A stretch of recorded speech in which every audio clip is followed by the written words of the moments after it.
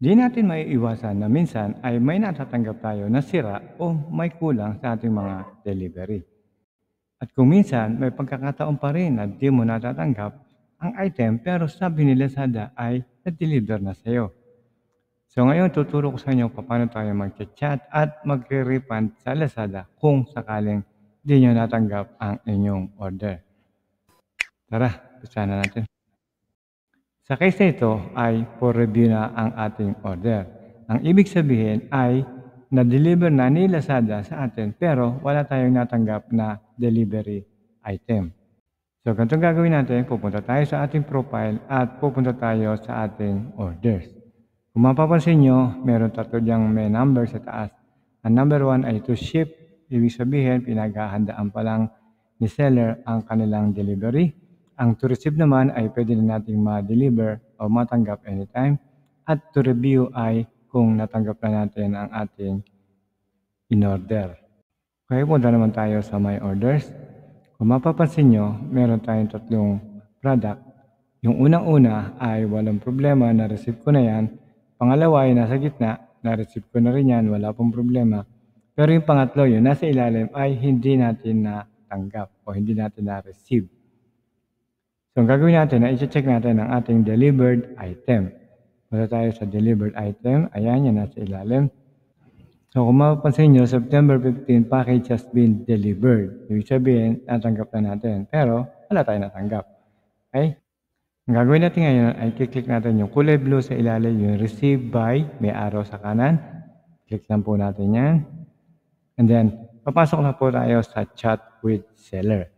Okay? So meron tayong dalawang option. I have a problem with the item o kaya yung number 2 is I did not receive the item.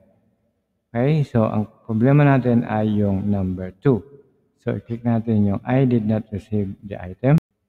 Check lang natin ang ating refund details. Okay? So, dito, meron tayong special note dito. Ang refund nyo ay pupunta sa inyong Lazada wallet. Hindi po yan cash. Okay? So, kung wala pa kayong wallet, kailangan mag-create kayo ng wallet dahil doon po yan babagsak. Okay? So, kung wala pa kayong wallet, meron po tayong video niyan paano tayo mag-create ng wallet. Paano na tayo magtatap up, mag-check ng refund sa ating Lazada. Okay? Lazada wallet. Ang refund reason naman natin ay click natin yung order not received, yung pangatlo mula sa ilalim. And then, enter lang natin ang ating reason kung bakit tayo mag-refund. Ngayon, since na hindi pa natin natatanggap yung item, so yun na lang sabihin natin, na hindi pa natatanggap pero dito sa inyong account ay delivered na. Okay? Yan, tinuloy ko lang po yung ating message. So please deliver, waiting for it but did not reach my hand. And then next. And then, sabi niya, successful. Yung sabihin, napadala na yung ating message. At kung mapapansin nyo rin, pending Lazada decision. Okay, ibig sabihin, natanggap na ni Lazada yung ating request.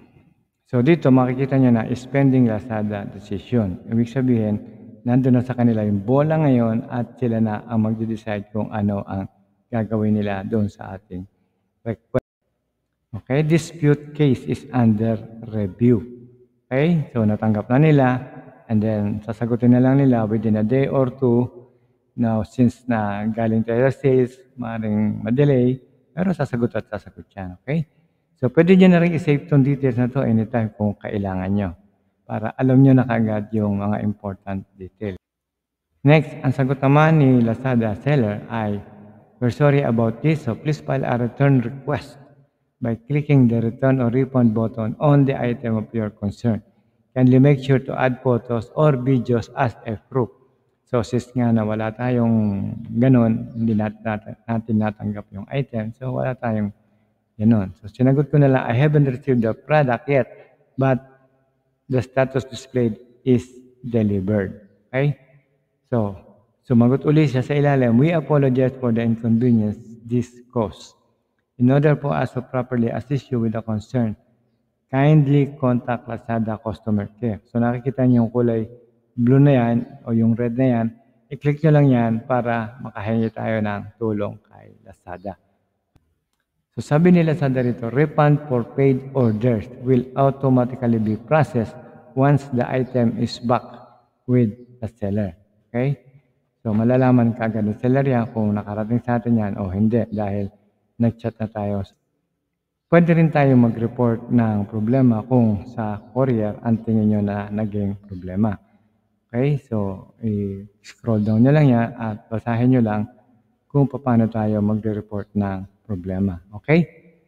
So, balik tayo ulit sa ating main page para makita nyo yung request. Okay, click lang natin yung return request. And then, ayan, makikita nyo na sa ilalim, pending Lazada decision. Okay, so ang gagawin lang natin dyan is from time to time, mag-open lang tayo ng ating account at sasabihin na ni Lazada sa iyo kung ano ang mga dapat mong gawin. At kung na-refund na rin sa inyo ang inyong doon yan makikita sa inyong Lazada.